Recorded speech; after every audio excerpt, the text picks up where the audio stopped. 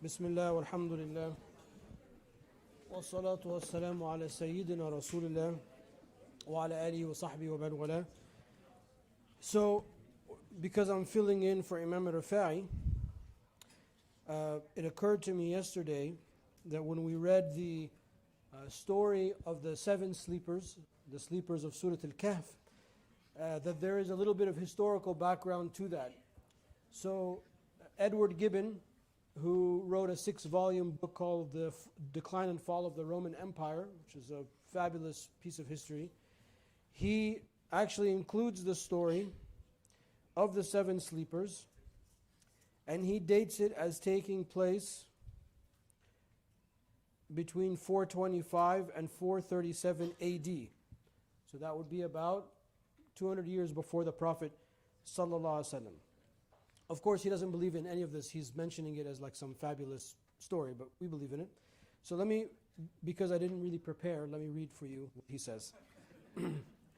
So he says, they immediately fell into a deep slumber, which was miraculously prolonged without injuring the powers of life during a period of 187 years. وَنُقَلِّبُهُمْ ذَاتَ الْيَمِينِ وَذَاتَ الشَّمَالِ. Forget about the years thing, but you know.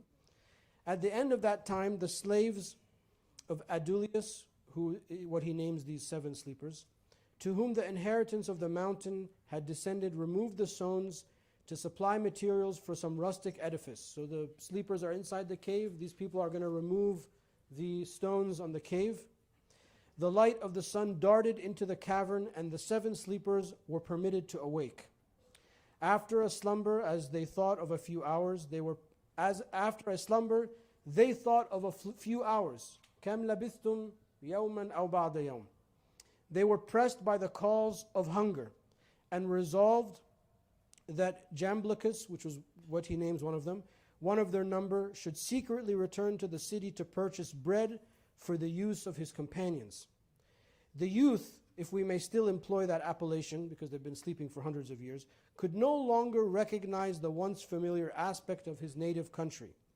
And his surprise was increased by the appearance of a large cross triumphantly erected over the principal gate of Ephesus. So in the Christian sources, this is called the seven sleepers of the cave of Ephesus. His singular dress and obsolete language confounded the baker. So the way he was dressed and the way he spoke, the baker is like, who are you? Where did you come from? To whom he offered an ancient medal of Decius. So he had an old coin, that coin is no longer in circulation. As the current coin of the empire of Jamblichus, on the suspicion of secret treasure, he was dragged before the judge. Their mutual inquiries produced the amazing discovery that 2 centuries were almost elapsed since Jamblichus and his friends had escaped from the rage of the pagan tyrant. So this is a story that exists in history, and that half paragraph that I read is almost verbatim the narration of the story in the Quran, that Allah Ta'ala protected them, saved them, that they had fled from a tyrant, that they went to the Medina to get food. And in the narration of that story in the Quran, the shabab, they tell the one that's going to go, he says, when you go, they want to tell him, be careful. For they tell him, وَلْيَتَلَطَّفْ وَلَا يَشْعَرَنَّ بِكُمْ أَحَدًا. وَلْيَتَلَطَّفْ, be gentle, be peaceful, be careful. This word, وَلْيَتَلَطَّفْ, is the middle word of the Mus'haf.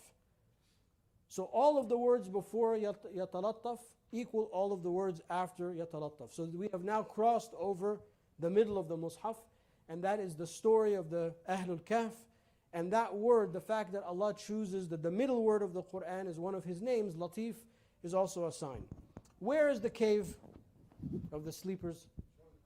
In Jordan, in Amman. Yes, right outside of Amman.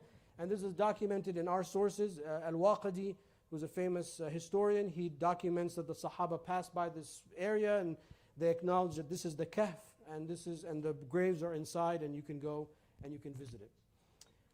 So that was that. I'm going to skip the story of Musa alayhi salam in the interest of time, and I want to talk about Ya'juj and Ma'juj, because it's also another historic reference. So we end the surah talking about Dhul Qarnayn and the building of the dam that blocks Ya'juj wa Ma'juj, Gog and Magog, which is also found in Western sources. Now, why is this story important? Because the breaking of the dam of Ya'juj and Ma'juj and the coming out of Ya'juj and Ma'juj are one of the signs of the great signs of Yawm al-Qiyamah. So what does this mean? A little bit of what does this mean? There was an Abbasid Khalifa, whose name escapes me, but he was also at his time very concerned. He wanted to know, where is this dam? I need to know where this dam is. So he put together a delegation of ulama and scientists and geologists, and he sent them out to roam around to find the dam of Ya'juj and Ma'juj. And this story is narrated by Al-Idrisi in his famous book of geography. It's a multi-volume book, and he narrates this story. So they're going along their way. A lot of interesting things happen. In the interest of time, they find the dam, and they mark it, and they compare it with the Quranic verses, and they compare it with the traditions. And it is in present day, what is present day Armenia. And it is thought that the people of Ya'juj and Ma'juj are somehow related to those people. Now, I know some people are shocked because there's this common misconception that Muslims think that Ya'juj and Ma'juj actually live inside the earth. Like if you kept digging, they'll like pop out of the earth. Because of how the hadith, that's not, they're just people just like us. And this, what I'm telling you, could be wrong. I'm just sharing you a piece of history. Maybe that Khalifa got it wrong and those ulama got it wrong. But at least they went out to find it. I didn't, so we'll go with that for the time being. What does it mean that the dam will be broken? The dam that will be broken, another misconception is people think that the dam is actually holding these people back. And if you like pierced it, they'd like, like worms, they'd come out of the earth. But that's not what it is. It's just a sign that when this happens, something else will happen. That's all it means. When that dam starts to crack or starts to crumble, then you will see the people of Ya'juj and Ma'juj come out. What is the story of Ya'juj and Ma'juj? Again, all of these things are approximations because we don't know exactly how it will play out. But Ya'juj and Ma'juj will come down to Palestine, Lebanon, Israel area today, and they will consume all of the water and all of the H2O resources of Lake Tiberias. That is where the sign is. That the Lake Tiberias supply of water will be depleted because there might be some sort of, famine or economic crisis or something like that with the people of Ya'juj and Ma'juj. They'll come, they'll consume the water, and that's where that sign comes in Yawm al-Qiyamah.